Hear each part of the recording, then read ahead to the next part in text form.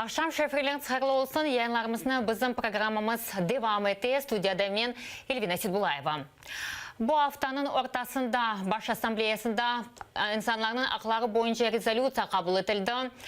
Programımı başlamazdan evvel levhanı bakmağa teklif etimiz.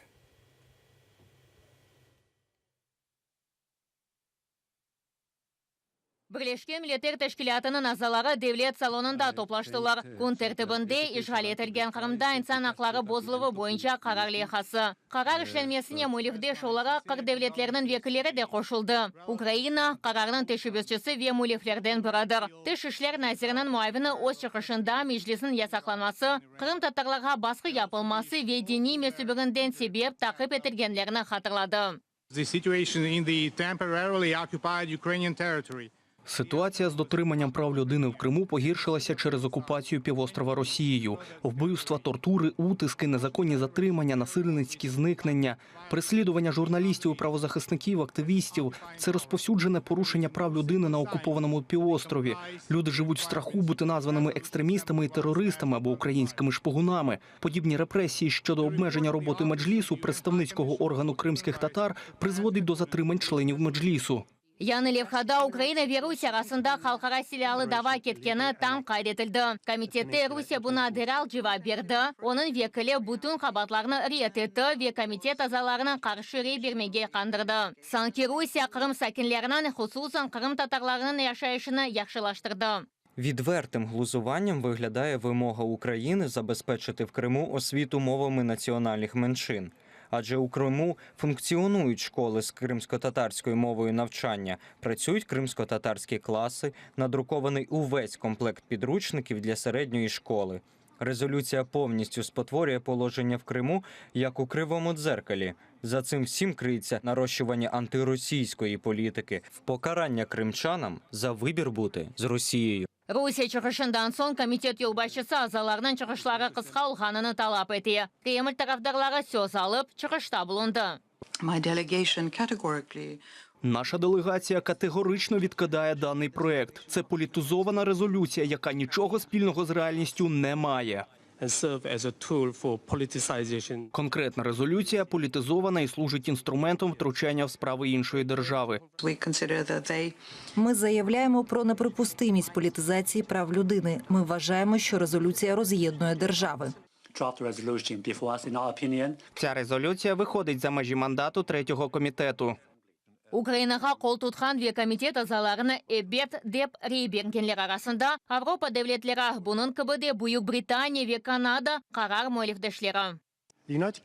Великобританія вкрай стурбована порушенням прав кримських татар, арештами і переслідуваннями лідерів Меджлісу. Затримання Чийгоза і Умерова взагалі не мали б трапитися. Ми закликаємо Росію звільнити усіх незаконно утримуваних.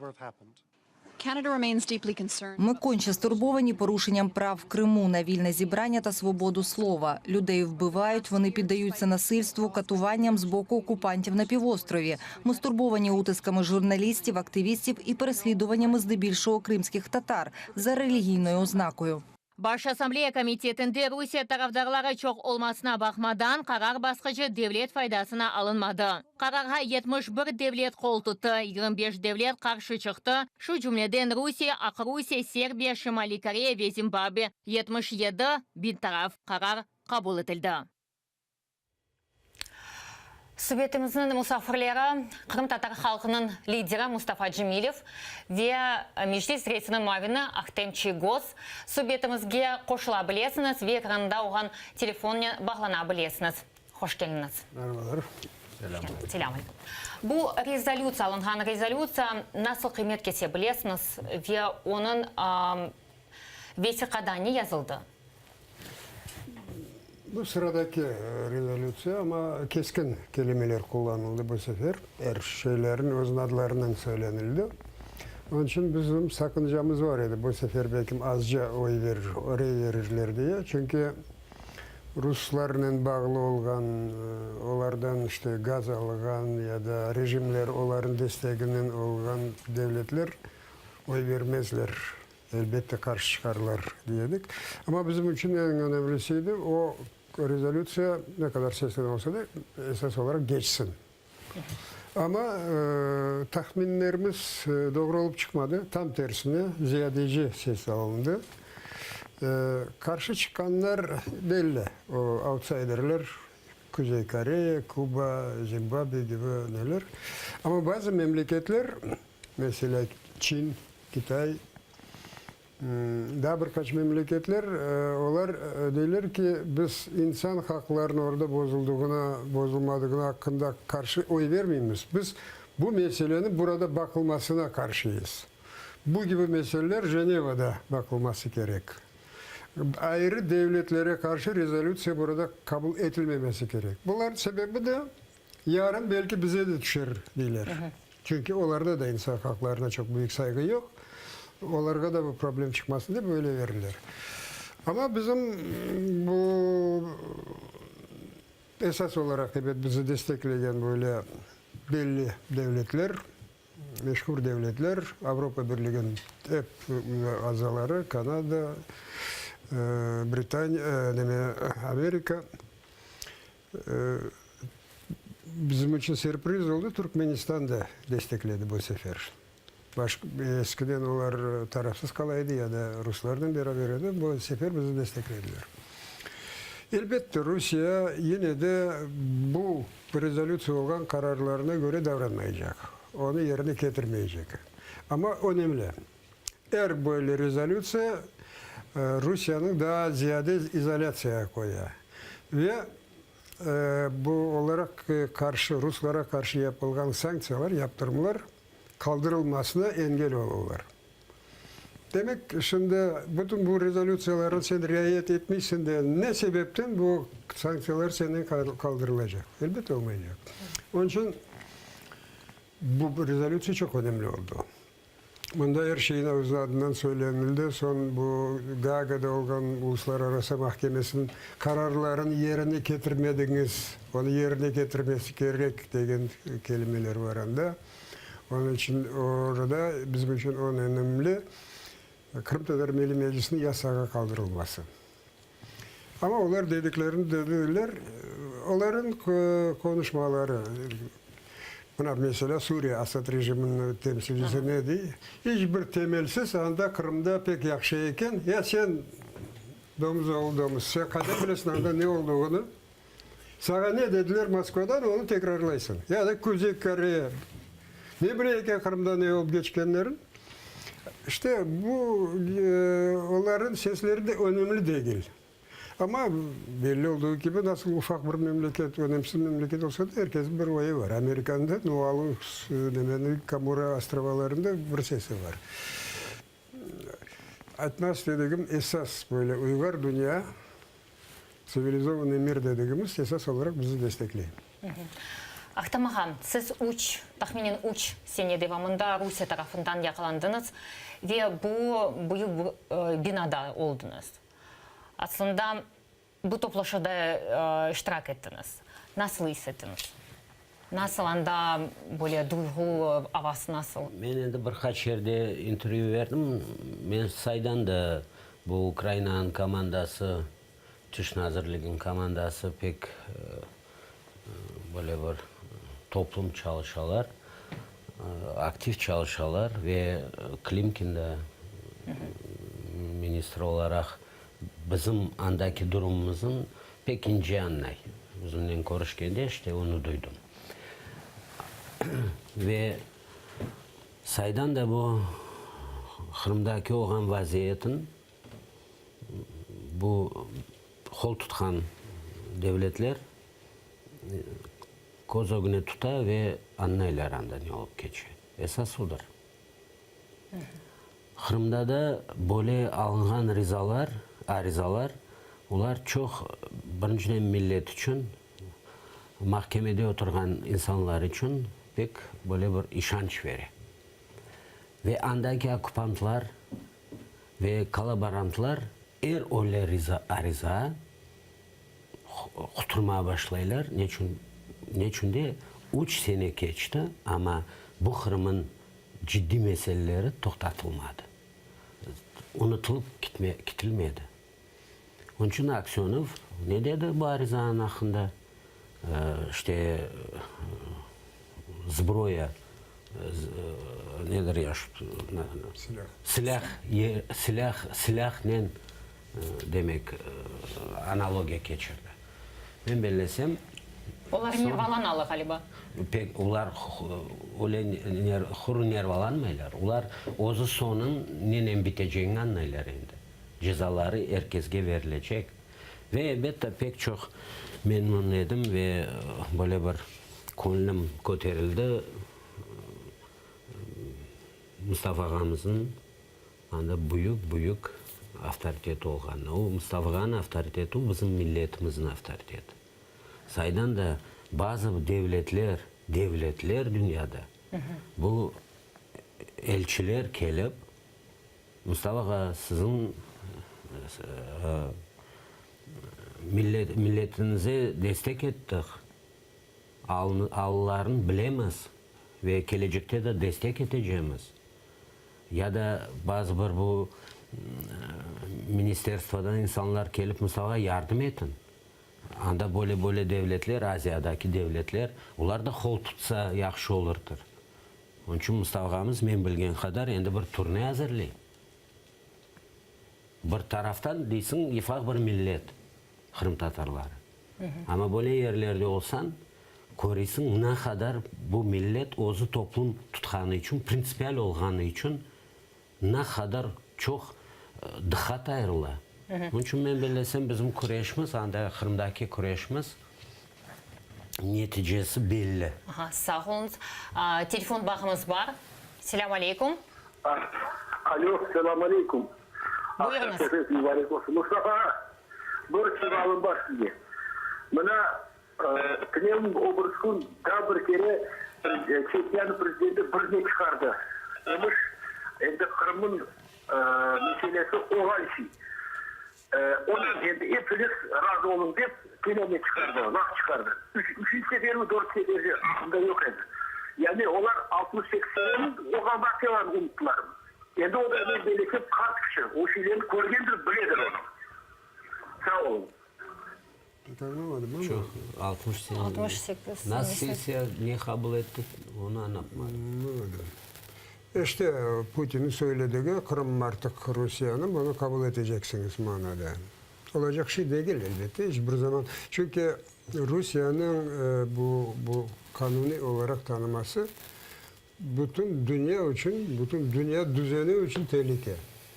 Eğer de gücü olan bir memleket elini sallaya tanklarını verecek olsa başka memleketin, onun toprağını alacak olsa, ben güçlüm diyecek olsa bu dünyada ne olacak? Onun için eminim ki hiç zaman Kırım'ın işgali tanınmayacak. Kunde bu izolasyon artar. Neticede elbette Kırım serbest olacaktır. Ama bizim sistemimiz kansız olsun.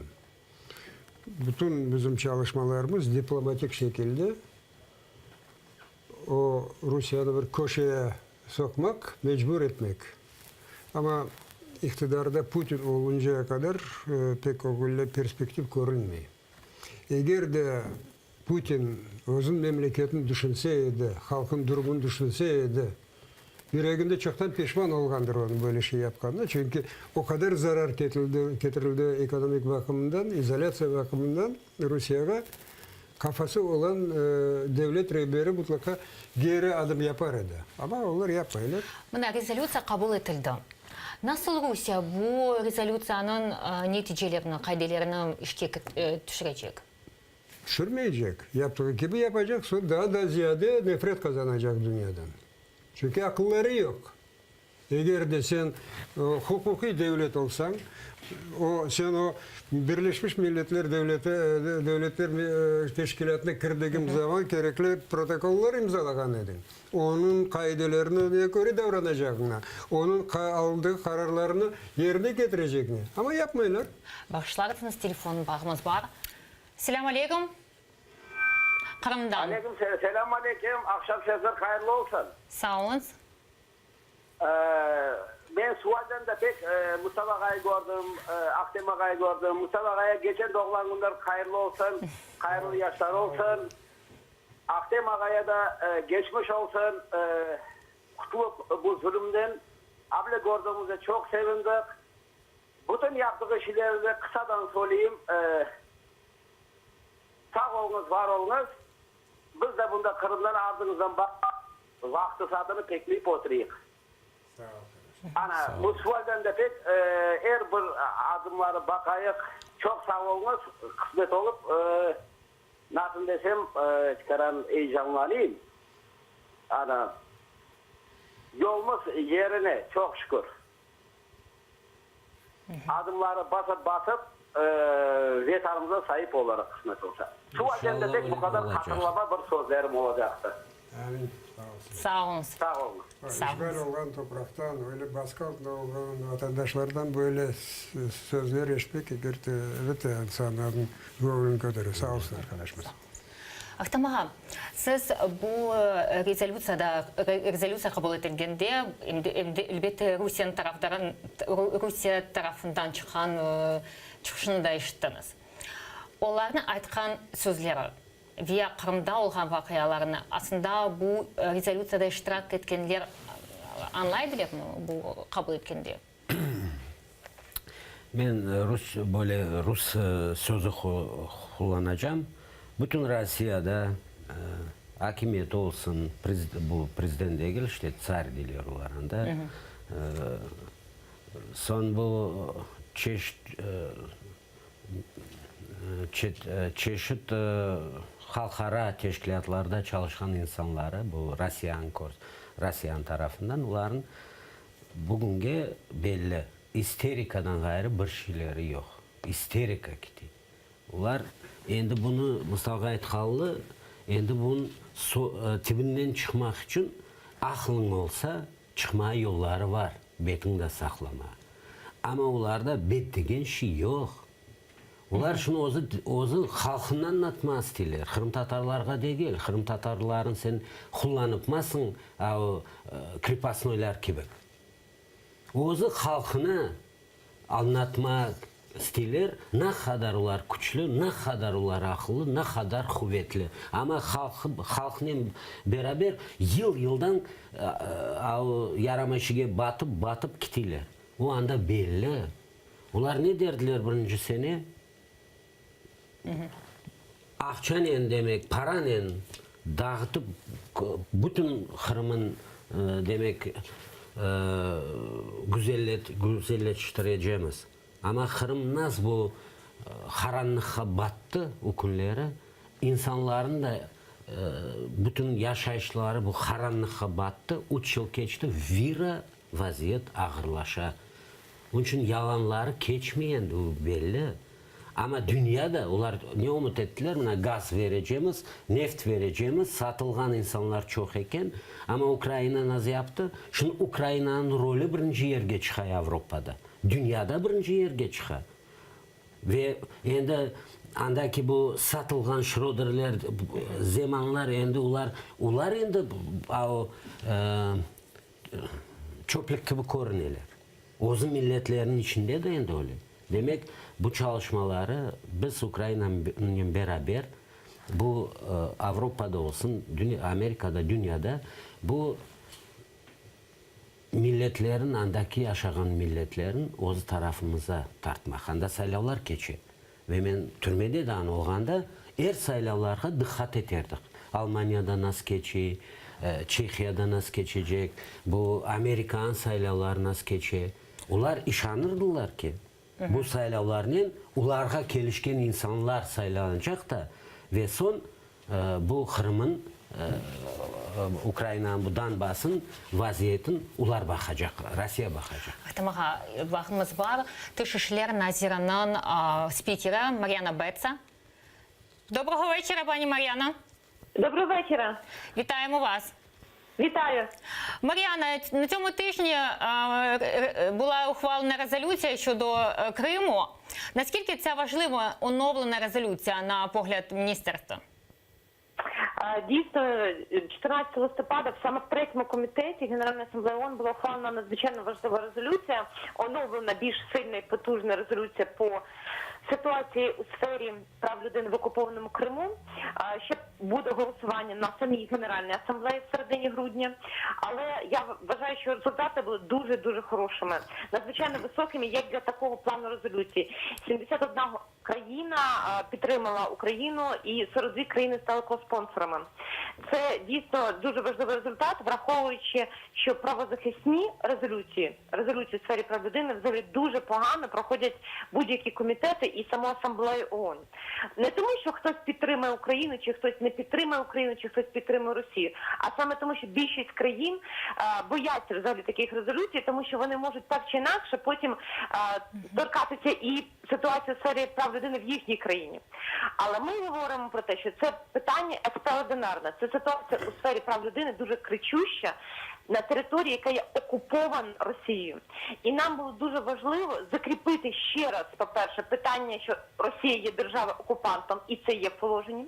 Тобто це один із елементів також деокупації. По-друге, надзвичайно важливо було ще раз написати там про моніторингову місію, тому що нам потрібно постійно діюча міжнародна моніторингова місія в Криму, яка буде фіксувати всі ці вбивства, тортури, надзвичайні злочини, які скоїла Росія як держава-агресор в окупованому Криму. І по-третє, звичайно, це рішення Міжнародного суду ООН, яке було ухвалено в квітні. Це дуже сильний новий елемент. Росія абсолютно його ігнорує, як і попередню резолюцію. Але нам важливо було, щоб це закріпити і закликати Росію виконати цей наказ суду по Криму. І взагалі ця резолюція, вона, коли буде ухвалена в грудні, вона скоріше за все буде ухвалена. Результати голосування, звичайно, поки що ми не знаємо, це ще буде в грудні, але я думаю, що буде приблизно така ж сама динаміка. Це вже велика підтримка наших друзів. Я думаю, що це важливий політичний і дипломатичний інструмент тиску на Росію. Це по-перше. По-друге, Росія знову опиняється в ізоляції, незважаючи на те, що за нашу інформацію вона проводила величезну підривну роботу в ООН щодо непідтримки цієї резолюції або утримання по цій резолюції. Не підтрималося 25 країн. Це дуже маленька кількість, і, як правило, для таких резолюцій. Тому, в принципі, це ще один аргумент. І третє, це те, що в будь-якому разі ця резолюція буде використовуватися нами як черговий доказ російських злочинів в міжнародних судах. Як, на ваш погляд, змусити Росію все ж таки виконати рішення Генасамблеї? Ви знаєте, це дуже правильне, дуже хороше запитання, як взагалі Росію змусити виконувати статут ООН, резолюцію Генасамблеї, не порушити міжнародне право. На жаль, інструментів таких дієвих дуже мало.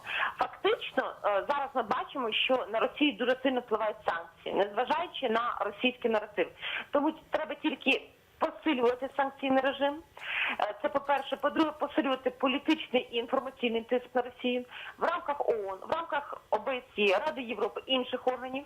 І по-третє, звичайно, оця підтримка міжнародна наших партнерів, друзів і інших країн, вона надзвичайно дієва. Тому що Росія все рівно, рано чи пізно, вона не вистоїть такої підтримки і такої консолідації і мобілізації міжнародних зусиль. Дуже дякуємо вам, Мар'яна. Дякую, Ірина. Дякую дуже. Мустафа, сіз nasıl bilirsiniz? Nasıl bu Rusya'nın toxtatmaq mümkün? Onun yapılan hareketleri Kırım Tatarlara karşı. Toxtatmak mümkün değil. Çünkü böyle teröristik, totaliter rejimler yalnız böyle baskının iktidarda olabilirler. Onlar Kırım Yarımadası'na baht, saadet, demokratiya getirmeye için gelmediler. Özlerin devletin içinde böyle baskı altında yaşayan halk başka bir toprağa gelip serbestlik mi getirecek? Onun için hazır olmak gerek. Bu baskı devam edecektir. Elbet biz elimizden gelen hep şey yaparak. Nasıl mesela İlmi Ömerov, Ahtem Çiygos'un. Onlar emin ediler şimdi onları Sibirya'ya yollayacaklar da başkalarına örnek olsun. Mecbur oldular serbest bırakmaya. Yani böyle rıçaklar var. Ama ne ola bir adam çıkarırlar, belki yarın da 10 adam alırlar. Yani represiyalar, represif rejim o çünkü o. Onu kabul etmek gerek olacak. Men belesem Mustafa, bu da kureyşin bir esas yoludur. Türmelerden korkup, eğer de biz tinch o'tirib qalsak, dünya bizge destek etmeyecek. Onun için bizim insanlarımız men andadan türmede olgandan bizim Kırım Tatarların görgende ular hepsi git gibi otura. Birkaç orospuğa benzemiyorlar Mustafa. Yazıp da özünü kurtarmak için, milletin maskara etmek için bu bizim balalarımız akay gibi kandı özün alıp varalar. Ve bilin ki andaki oturgan insanlar, andaki bu çalışkan insanlar, bu polisler hürmetle son başlaylar ulara bakma. İşte dünya da öyle. Eğer de buna ben ekdibir okuyayım bu andaki oturgan insanlar bu dosudebni соглашение imzalaylar. Mında da devletin ruhu düşe, dünyada bu şeyin son temelinden bakmaz demeyi ve liderler de buna Erdoğan gibi liderler elbette sen eğer de anda taysan sana destek etmeyecekler. Ya sen ardından milletin bakaylar. Onun için evet men bir kimsen istemeyim anda düşken son anda da özünü Kırım Tatar gibi kalıp varacağım. Bir millet halk ekstremal vaziyetke düştüğü zaman elbette halkın arasında hainler, satkınlar çıkabilir. Biz de bekleyedik böyle çıkacak diye. Onun için bizim için sürpriz olmadı. Bazı kimseler satılganı, işgalcilere çalışkanı. Ama büyük memnuniyetle şunu kaydetmek isteyeyim ki onların sayısı pek az. Ben bazı bu reportajlarda, interviewlarda diyeyim de halkın %95% sağlam, var birkaç demeler. Son Kırım'dan gelen insanlar bana deyirler, Mustafa kaydan aldınız 5%? Yoktur o kadar olur. O herifleri parmakla saymam mümkün. Onun için büyük memnuniyetle onu da dünya göre de halkımız ne kadar sağlam olduğunu o sebepten Ahtem aytkan gibi saygımağa değil, milletimize saygı gösteriyorlar onlar. Öyle vaziyette olup da bu şu kadar bu devlete karşı direngenleri silahla değil, manevi olarak direngen durgan böyle tik durganlarda herkes memnunlar. Bizim kızımız bugün ayttı. O kızın aytkanın bütün dünya şunu işitti. Они не понимают, что гражданские активисты – это весь народ. İşte bu bir lozung gibi. Saydan da öyle de. Bu kabul edilen rezolüsiya bu Ukrayna'nın desteği ve Rusya'nın nasıl böyle hareketlerini, tek sanksiyalarla toxtatmak mümkün. Esas olarak evet sanksiya, izolasiya olması gerek. Başka yol yok. Başka ne yapılacak? Eğer de ekonomik bakımdan köşeye sıkılsa mecbur olacak yerine getirmeye. Sovyetler Birliği Afganistan'ın işgal ettikten sonra sanksiyalar başlanganıydı. Neticede evet uzak sürdü, 10 yıl sürdü. Neticede Sovyet rejimi ortalıktan yok olup gitti. Ben 14 senesi biz bu NATO toplantısında beni de çağırgan ediler de işte onlar degen ediler biz şimdi sanksiya başlayımız. Onların 5 etapları var. Birinci, ikinci, üçüncü, dördüncü, beşinci etap bu savaş. O beşinci etapın biz bakmayımız bile şimdi dediler. Evet bizim sanksiyalarımız pek tez çalışmay ama uyarınla adım adım biz mecbur edeceğimiz. Ben dedim ya biz Sovyetler Birliği'nin dağılmasını 10 yıl bekledik. Yine de 10 yıl bekleyeceğimiz mi? Yok dediler. Şimdi dinamik vakit o kadar sürmez dediler. O için umudumuz büyük. Bu rezolüsiyonu Kırım'da yaşayanlar mı duydular mı? Sizge telefon açtılar mı Kırım'dan? Ne aytalar onlar? Evet açtılar. Evet özüm de açam. Eğer gün bizim balalarga da açam. Aytmayım endi işte. Anda da açam, konuşam. Andaki insanlar bu meselenin bilip de kuvansalar, evet de tuşta oturgan milletimiz ulardan çok imkanları öğrenmeye ve bu adımlar ularga ruh verir. Ve biz bu adımların devam edeceğiz. Ve biz başka yollarda kıtıracağız. Mında koçup geçken Kırım Tatarlarında çoxlaştırmaların hareketlerin faydalı deyip Kırım'a. Eğer Kırım Tatarımında oturan Kırım Tatar o vaxtınca otura, onu bilmeye borçlu ve bütün yapılan hareketleri Kırım için. Bu baş asambleyasında kimlerle konuştunuz siz? Ne olar ayttılar aslında? En meraklı sorularım. Mustafa'nın herkes Hıdır'da bu konsullar ama bir ayrı konuşup oldu bu Angliyan temsilcisinin işte o bizim adlarımızın anda seslendirdi. Böyle yaxşı konuşup oldu. Biz şimdi endi teklif etti. Uların da Angliyada ziyaret etmeye, işte çalışmanda ularla beraber birkaç yolları konuştuk. Sebebi bunda ki konuşkanda o senden soray nasıl yollar gelişir. O pek doğrudur. Demek biz hareketlerimizi yapamız da Kırım'ın etrafında olan anlaşmalar ya da hareketler bizden konuşsunlar, bizden sorasınlar. Son doğru olur deyip işte bu hareketler yavaş yavaş ona gelir. Onların bu gibi meseleler koydukları bizim yapkan adımlarımız acaba zarar getirmez mi? Oradaki insanlara daha ziyade baskı olma ondan sakıncalar. Onun için soraylar. Britanya'nın temsilcisi birinciden pek yaxşı konuştu anda. Adlar söyledi, söyledi. Sonra maksus Akdem'le görüşmeyi istedi. Akdem'le görüşkende dedi ki benim için büyük şeref bu gibi insanlarla görüşmek dedi. Çünkü büyük devletin temsilcisi böyle diye gelir. İşte halkımıza saygını böyle gösterilir. Son biz de ayrıca o gelenek olarak, adet olarak biz New York'a geldiğimiz zaman mutlaka oradaki Türkiye Cumhuriyeti'nin temsilcisinin bir günde yine görüşemiz, son konsolosla görüşemiz. Onda da pek böyle sıcak karşılamalar olur. Türkiye yalnız kendileri değil de etrafında olan memleketlerine de işte malumat verirler, işte böyle oy vermeye işte anlatırlar. Mesela geçen bu uçucu komitette geçen sene Azerbaycan tarafsız kalkan dedi. Çünkü onların bilirsiniz Karabağ meselesi var. Rusların aralarını pek bozması demiyorlar. Ama bu sefer hem konuşması da pek böyle yaxşıydı.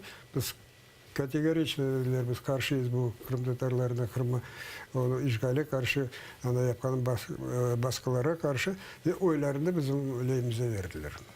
Verdiler mi? Verdiler, Azerbaycan verdi. Ama geçen sefer vermediler. Türkmenya bu sefer verdi. Ne sebeple, nasıl bilirsiniz? Memleketler yavaş yavaş akıllarını toplayırlar. Dünya yerinde durmayın. Adım adım ama aytayım da bu adımlar sağlam olmak için bizim de anda Kırım'da adımlarımız çok toplum ve sağlam olmak borçlu. Bir günü nerede bizim bir resepsiyonda diplomatik ödemede Ermenistan'ın elçisi yanıma geldi. Ve siz bilemeniz biz bu Kırım işgalini destekleyimiz. Elbette biz Ukrayna'nın dostumuz, biz sizin anlayımız ama mecburumuz çünkü bizde Karabağ meselesi var da onun için Ruslarla beraber oy vermeye. Oy hakkında. Ulan diyeyim sen ne kulağıma söylesin, bari pressaga ait. Mecbur oldum da ben de işgal ettim bir toprağını, onun için başka işgalcini de destek etmeye mecburundayım deyip söyleyiniz diyeyim erkek olsanız. Ama gelip bana bu şekilde anlatmaya çalışıyorum. Yani çok memleketlerin kendi iç problemleri var.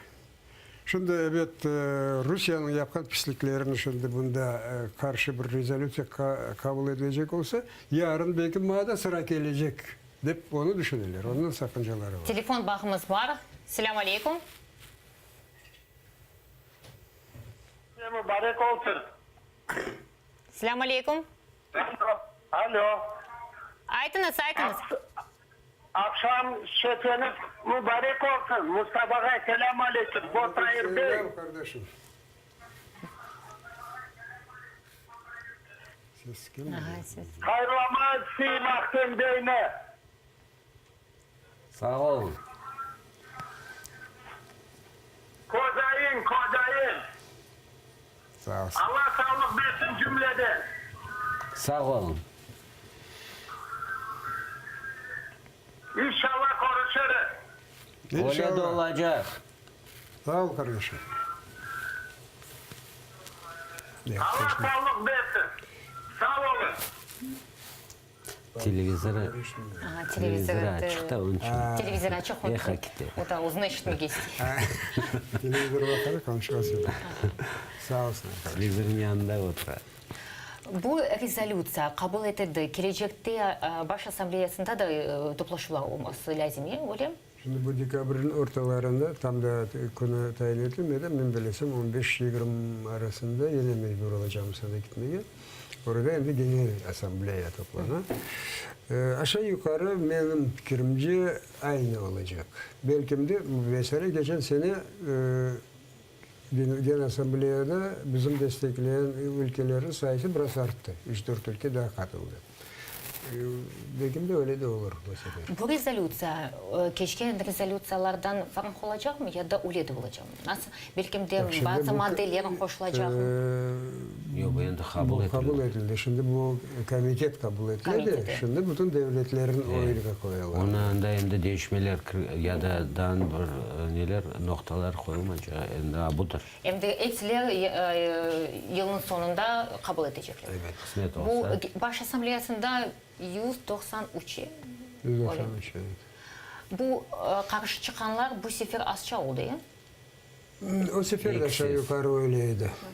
Anda Rusya da iştirak etti. Rusya aslında bu Minsk anlaşmalarında iştirak etti. Bu Ukrayna'da meselesini yerine getirmek için. Siz buna nasıl bakarsınız sonuç çıkışı? Bu plenumda, bu Asambleyasında, komitette. Birinciden onların aytkanları yalan dolu. Ana hep şey anda mutlu iken, hepsi bir problem yok iken. Ama en mantıksız tarafı bu bizim toprağımız da bizim iç işlerimize karışmayınız manada. Suriye'nin de söylediği şu, bu Kuzey Kore'nin Kim Jong-un rejimin söylediği şu, bu Kırım Rusya'nın toprağı için anda ne olsa olsun onların demek Rus işler. Yani mantıkları böyle bu kadar. Şimdi o dünyada öyle değil o. Nerede insan hakları bozula, bütün dünya mesuliyetli buna. Bütün dünya sesini verecek. Bu hala da bunu bunlar anlamadılar. Yani anlasalar bile başka edecek şey yok ya. Bunu aytılar. Olmasa bu Minsk anlaşmaları gerek mi Ukrayna'ya? Minsk anlaşması elbette 14 senesinde bu mecburi olarak biz onu imzaladık. Ateşi toktatmak için. Çünkü bilesiniz o zaman pratik olarak Ukrayna'nın ordusu yok idi. Tamamıyla her şey darmadağınıydı. Yeniden yavaş yavaş adım adım kurmaya başladık. Onun için maksat bu savaşın toktatmak, ateşkes ilan etmek idi. Elbette bu Minsk anlaşmanın çok noksanları, yetişmeye yerleri var. Birinciden anda mesele çözülmesi için Ukrayna'nın toprak bütünlüğü sağlanması şart diye kelime yok. Kırım işgali hakkında bir kelime yok. Onun için ama biz Poroshenko'nun bu konuda çok konuşamız. O da değil. Bizim için bu Minsk anlaşmaları büyük yardım etti. Ama bizim fikrimizce bu Kırım'ın işgalden kurtarmak için biraz başka platform gerek. Mutlaka Amerika'da, Kanada bu iştirak etmeleri gerek. Biz bir zamanlar denedik, bu Budapeşt memorandumu imzalayan devletlerin hepsi kırması gerek. Çünkü 94 senesi Ukrayna nükleer silahtan vazgeçtiği zaman bütün nükleer silah sahibi olan devletler Ukrayna'nın güvenliği ve bağımsızlığı ve toprak bütünlüğünü garantör olarak özlerinin imzalarını atkanlarlar. Ve bu garantörlerden birisi tam tersine agresör olup çıktı, hain olup çıktı ama kalanları başkaları var. İşte şimdi Poroshenko değil Ceneva Plus. Ceneva yani Avrupa Birliği ve belki Karadeniz etrafındaki olan ülkeler. Çünkü şimdi Kırım'da olup geçen şeyler, onu silahlandırması, büyük ihtimalle nükleer silah da getirilmesi yalnız Ukrayna için değil de oradaki etraftaki devletler için de büyük tehlike. Onların da girişmesini isteyiniz. Bakayım neticede ne olacak ama eminim ki bu mesele hiç zaman Kırım işgalden kurtulunca kadar ortadan kaldırılmayacak. Efirimiz bir-iki dakikadan son, bu reklamadan son efirimiz devam edecek. Bizle kalınız.